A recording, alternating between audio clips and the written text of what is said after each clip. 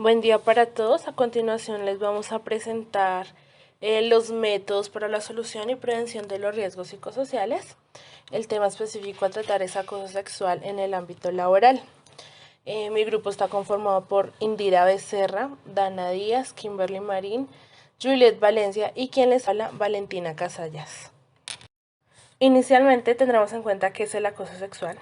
Para el Ministerio de Trabajo es el comportamiento verbal, gestual, de contacto físico e insinuación, observaciones de tipo sexual, exhibición de pornografía y exigencias sexuales, verbales o de hecho que afecten la dignidad de mujeres y hombres.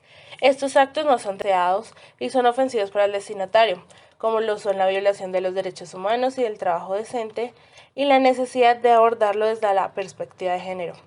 Cabe aclarar que no es acoso sexual cuando los comportamientos basados en el respeto, el consentimiento, la amistad de carácter recíproco y cuando son cumplidos social y culturalmente aceptados. ¿Cómo se manifiesta el acoso sexual laboral? El acoso sexual laboral se puede presentar de distintas maneras.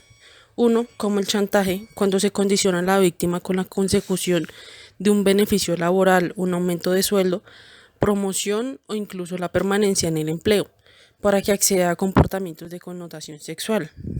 Y otro es como el ambiente laboral hostil, en el que la conducta da lugar a situaciones de intimidación, humillación de la víctima, en donde los comportamientos que se califican como acoso sexual laboral pueden ser de naturaleza física, como la violencia física, tocamientos, acercamientos innecesarios.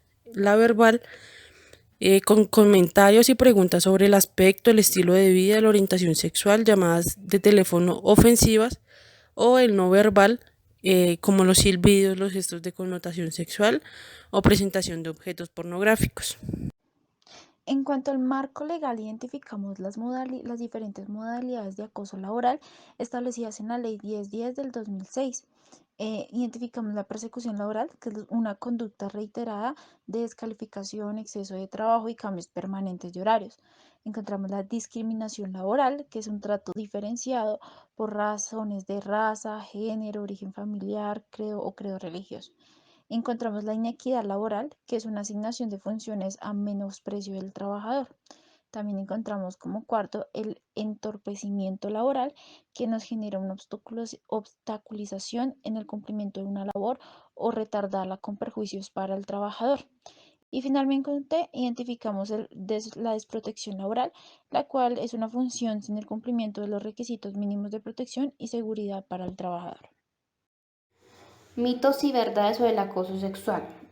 El acoso sexual en el ámbito laboral se describe como un contexto de violencia contra las mujeres, es decir, a la violencia como un instrumento de poder genio. Se ha convertido en un problema de gran importancia en la actualidad social que, sin embargo, esta invisibilidad al objetivo de este trabajo se centró más en las mujeres como influyente en la percepción social del acoso. El primer caso fue que un jefe acosaba a una trabajadora el 2 de abril del 2019 por interés. El caso 2 fue en octubre 2 del 2020. Hubo casi el 20% de las mujeres que fueron acosadas por acoso sexual en el ámbito laboral por sus compañeros de trabajo. El caso 3 fue en noviembre del 10 del 2020. Hubo casi el 40% de las mujeres que sufrieron de acoso sexual en el transporte público y no denuncian por temor. ¿Por qué la víctima no denuncia? Rara vez las mujeres no denuncian por temor, vergüenza y señalamiento de las víctimas o por amenazas en el trabajo. El estar expuesta a acoso sexual nos deriva diferentes consecuencias frente a las personas que lo están manteniendo. Entre ellas identificamos el bajo autoestima, que es la integridad de la persona, el deceso de la motivación por ser acosado en el lugar de trabajo, los cambios a nivel relacional, que son los vínculos a los cuales se mantiene como tal una relación, un menor rendimiento laboral y mayor accidentalidad. Por lo general, a menudo se derivará en dificultades cognitivas, generando una disminución de la concentración, dificultades de la memoria y de la atención. Congruente encontramos repercusiones en la salud mental, que sería el estrés, la ansiedad, las fobias, ataques de pánico. Después identificamos los trastornos de sueños, que se destacan la dificultad para conciliar el sueño o la calidad del mismo. La modificación en el comportamiento también se identifica como una consecuencia que dejará de llevar a cabo determinadas las acciones antes de que eran las habituales. Continuando, encontramos los perjuicios en la situación laboral, que es una de las consecuencias que mayor miedo producen a las agredidas. Encontramos también las enfermedades físicas, que son las somatizaciones con frecuencia ante un tipo de situaciones en las que se expresa el estrés y la ansiedad.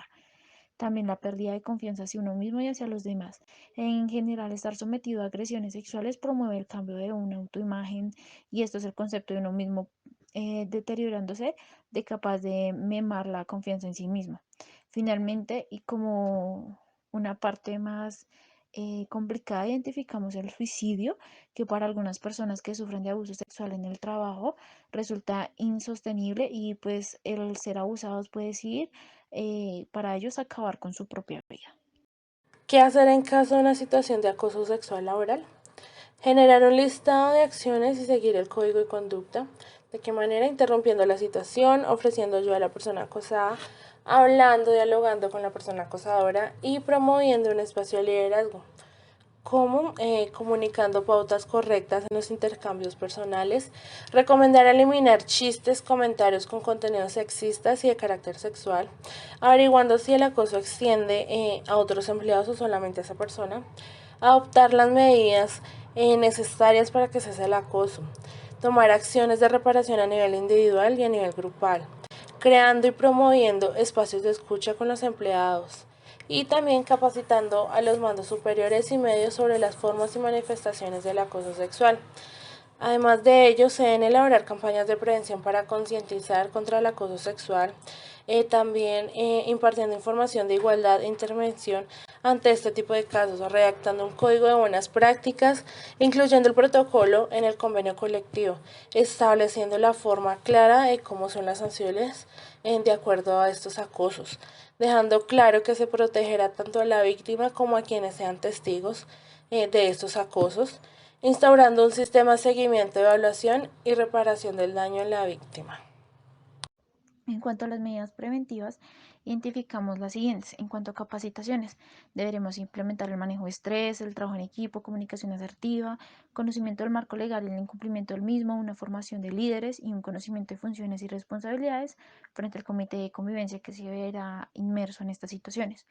Como segundo, las mediciones higiénicas, que es una aplicación de las baterías de riesgo psicosocial, generalmente que se establecen para todo el equipo laboral. Y como tercero, se realizarán actividades de bienestar laboral, que sería la celebración de cumpleaños, actividades de trabajo en equipo y almuerzos en trabajo. Protocolo de intervención frente al acoso sexual laboral. Para este se siguen varios pasos, en donde el primero es recibir y atender la denuncia de la persona afectada, acompañar a la persona afectada durante todo el proceso, explicar a la persona afectada acerca de los recursos disponibles con los que cuenta la dependencia para la atención de su caso, asegurar que la persona afectada pueda tomar una decisión con fundamento y la información suficiente acerca de lo que se hará durante el proceso, escuchar atentamente y de forma imparcial a la persona afectada, explicar la política interna existente en la dependencia para los casos de hostigamiento y acoso sexual, explicar el procedimiento a seguir que existe para atender las denuncias, analizar posibles acciones que la persona afectada pueda llevar a cabo para resolver la situación, informar a la persona afectada sobre sus derechos bajo la legislación vigente, incluyendo su derecho de presentar la denuncia a un organismo externo competente, guiar a la persona afectada a identificar y buscar el apoyo que necesita,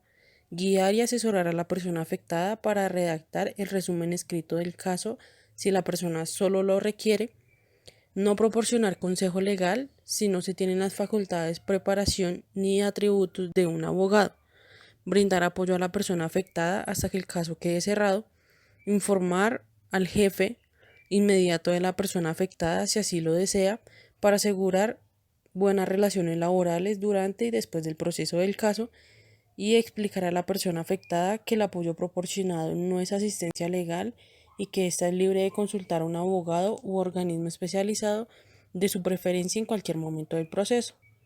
También entrevistar a las personas involucradas y llevar a cabo las investigaciones complementarias necesarias para tener información con fundamento durante el proceso.